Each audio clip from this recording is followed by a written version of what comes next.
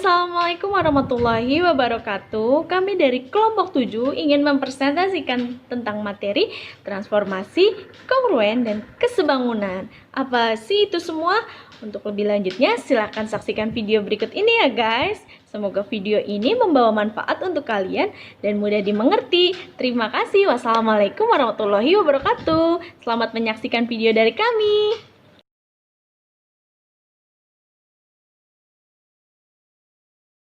Di sini saya akan menjelaskan pengertian dari transformasi. Transformasi merupakan istilah yang menggambarkan sebuah perubahan. Jadi, bisa dikatakan bahwa transformasi geometri merupakan perubahan posisi, besar, dan bentuk suatu objek dari objek awalnya. Di dalam ilmu matematika sendiri, transformasi menggambarkan sebuah proses pemetaan titik-titik gambar ke sebuah objek yang dapat membentuk gambar yang lain. Jadi, jika kondisi sebuah objek benda berubah, maka proses pemetaannya juga akan berubah. Jenis-jenis transformasi geometri. Dengan memahami konsep pengertian transformasi dan jenis-jenis transformasi, akan membantu dalam menyelesaikan beragam soal matematika geometri. Transformasi geometri sendiri dibedakan menjadi 4 jenis, yaitu translasi, refleksi, rotasi, dan dilatasi. Berikut ini ulasan selengkapnya mengenai jenis-jenis transformasi. Yang pertama yaitu translasi. Translasi adalah cara mengubah objek benda dengan cara menggeser posisi objek dari jarak tertentu. Proses pemindahan titik objek ini dilakukan sepanjang garis lurus dengan arah dan jarak. Berikut ini contoh translasi dengan menggeser titik objek dengan jarak yang sama. Nah, di sini ada contoh gambar. Untuk memudahkan perhitungan, maka diterapkan rumus translasi. X aksen, Y aksen sama dengan AB ditambah XY. Keterangannya, X aksen, Y aksen berarti titik bayangan. AB sama dengan vektor translasi. XY sama dengan titik asal.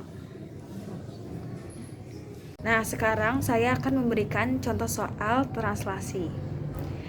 Diketahui titik P aksen 3,-13 adalah bayangan titik P oleh translasi T sama dengan AB, sehingga koordinat bayangannya adalah pembahasan. X aksen, Y aksen sama dengan XY ditambah AB. Diketahui P aksen 3,-13 ditranslasi oleh -10, 7.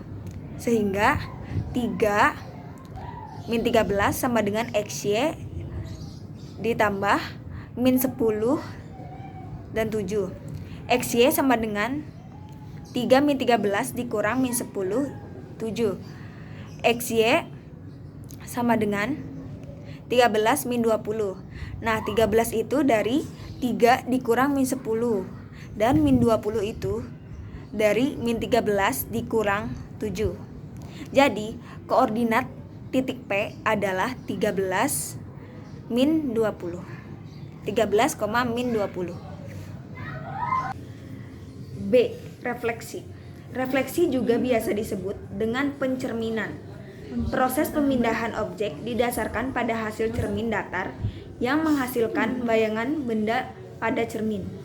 Jenis refleksi sendiri ada beberapa macam, yaitu refleksi sumbu X, refleksi sumbu Y, refleksi sumbu Y sama dengan X, refleksi garis Y sama dengan min X, refleksi titik O 90,0, garis X sama dengan H, dan garis Y sama dengan K.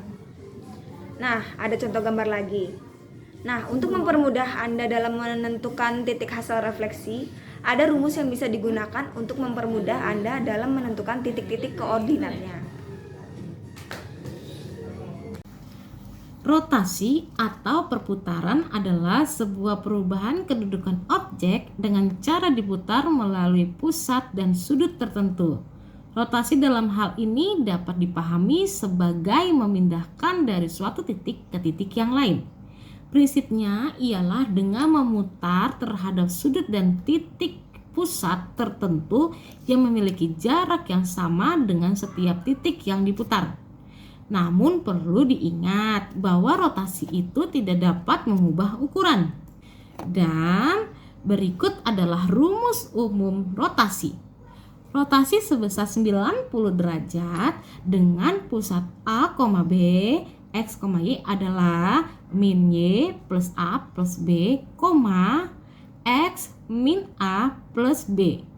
Rotasi sebesar 180 derajat dengan pusat A, B, X, Y adalah min X plus 2A, min Y plus 2B. Rotasi sebesar min 90 derajat dengan pusat A, B, X, Y adalah Y min B plus A, min X plus A plus B. Rotasi sebesar 90 derajat dengan pusat 0,0 X, Y adalah min Y, X. Rotasi sebesar 180 derajat dengan pusat 0,0 X, Y adalah min X, min Y. Rotasi sebesar min 90 derajat dengan pusat 0,0 X, Y adalah Y, min X. Di bawah ini ada contoh soalnya. Segitiga ABC memiliki koordinat A 3,9, B 3,3, C 6,3. Dirotasi sebesar 90 derajat. Tentukanlah titik-titik bayangannya. Maka kita di sini menggunakan rumus yang rotasi sebesar 90 derajat dengan pusat 0,0 X, Y adalah min Y, X. Jadi diketahui di sini A 3,9, maka X-nya adalah 3 dan Y-nya adalah 9. Dirotasi 0,90 derajat. Jawabannya adalah A aksen, maka min Y, X, min Y-nya adalah min 9, X-nya adalah 3. Jawabannya jadi min 9,3. Yang B 3,3. X-nya adalah 3, Y-nya adalah 3. Dirotasi 0,90 derajat. Maka jawabannya B aksen min 3,3. Yang C 6,3. X-nya adalah 6, Y-nya adalah 3.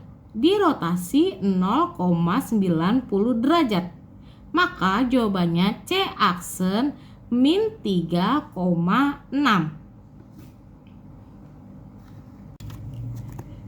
Dilatasi disebut juga dengan pembesaran atau pengecilan suatu objek.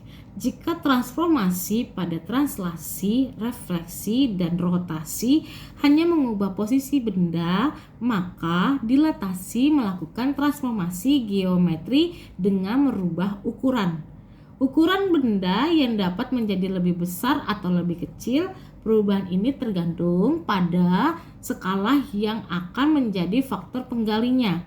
Rumus dalam dilatasi ada 2 macam, yang dibedakan dengan berdasarkan pusatnya. Selanjutnya, perhatikan uraian rumus untuk transformasi geometri pada dilatasi di bawah ini. Dilatasi titik A, B terhadap pusat 0,0 dengan faktor skala M. Maka A aksen sama dengan A aksen, B aksen sama dengan MO, OM, AB sama dengan AM, BM. Dan rumus dari dilatasi, nah ini adalah rumus umum dilatasinya. Dilatasi dengan pusat 0,0 dan faktor skala K, X, Y, maka KX, KY. Dilatasi dengan pusat 0,0 dan faktor skala K, X, Y, maka KX sama dengan KX min A plus A, KY min B plus B. Kongruen. Bentuk-bentuk kongruen adalah bentuk-bentuk yang memiliki ukuran dan bentuk sama. Bentuk-bentuk tersebut merupakan duplikat dari persis sama satu sama lain.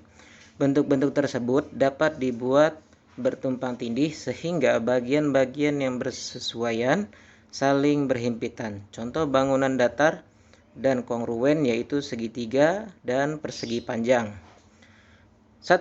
Dua bangunan datar kongruen. Pada dua bangunan datar di atas, panjang KL sama dengan PQ, panjang LM sama dengan QR, panjang MN sama dengan RS, panjang NK sama dengan SP, dan oleh karena itu pada bangunan KLMN dan PQRS adalah kongruen karena memiliki bentuk dan ukuran yang sama. 2. Segitiga kongruen. Secara geometris, dua segitiga kongruen adalah dua segitiga yang saling menutupi dengan tempat sifat dua segitiga kongruen, yaitu A. Pasangan sisi yang bersesuaian sama panjang, B. Sudut yang bersesuaian sama besar. Syarat dua segitiga dan kongruen adalah sebagai berikut. A. Tiga sisi yang bersesuaian sama besar, sisi. Pada segitiga ABC dan segitiga PQR di atas bahwa panjang AB sama dengan PQ, panjang AC sama dengan PR, dan panjang BC sama dengan QR. B. Sudut dua sisi yang bersesuaian sama besar, sisi, sudut, dan sisi.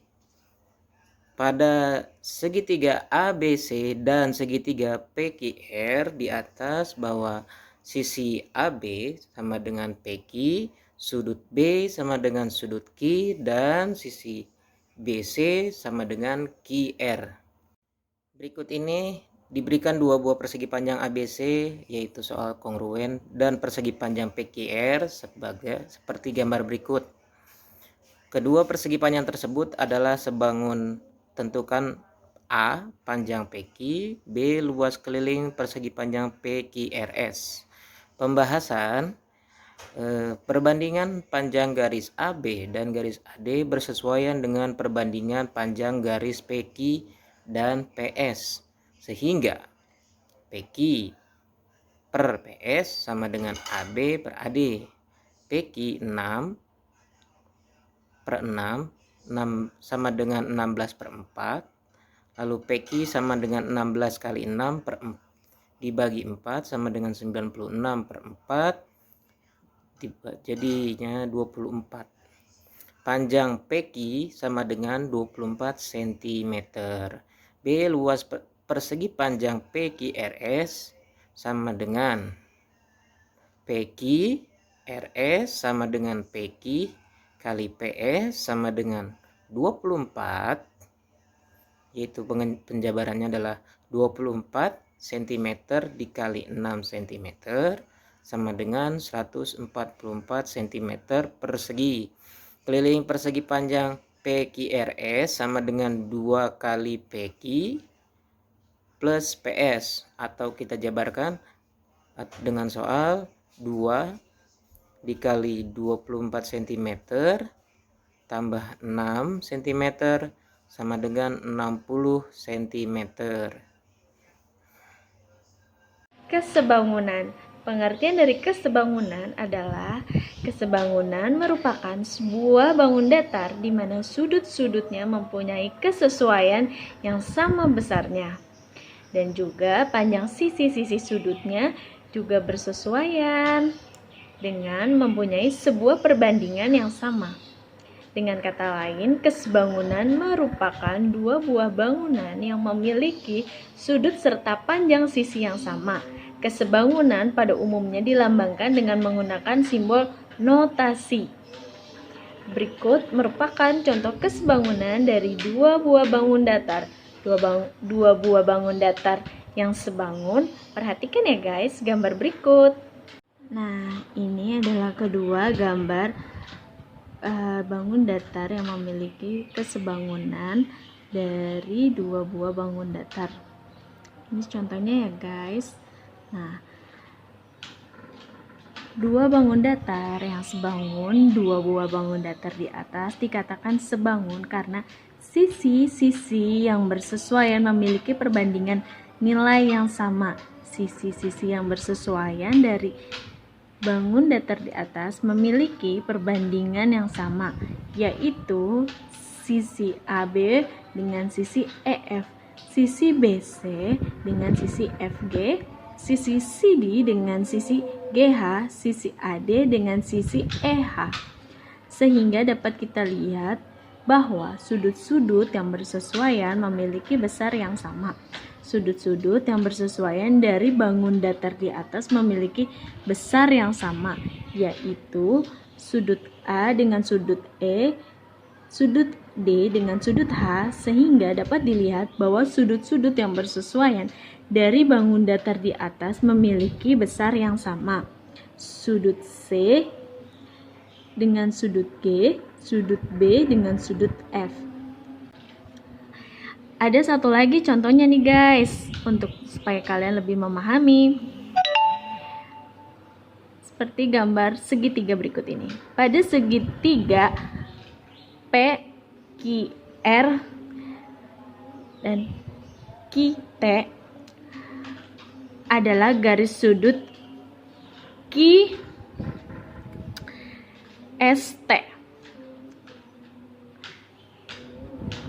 Si PQ sehingga yang kongruen adalah titik-titik. Ini saya ambil dari soal UN 2006 ya. Nah, jadi pembahasannya adalah segitiga TUQ dengan segitiga TSQ adalah dua segitiga yang kongruen karena nih, jawabannya itu kan D, tapi cara pengerjaannya adalah seperti ini. Siku SQT sama dengan siku TQU, sisi TQ berhimpitan. Jadi SQ sama dengan QU, SQ sama dengan QU, segitiga yang berhimpitan. TU sama dengan TS. Jadi mereka menjadi sebuah segitiga yang saling menghimpit. Nah, jadi jawabannya adalah D. Jadi segitiga TUQ dan segitiga TSQ. TUQ sama dengan TSQ.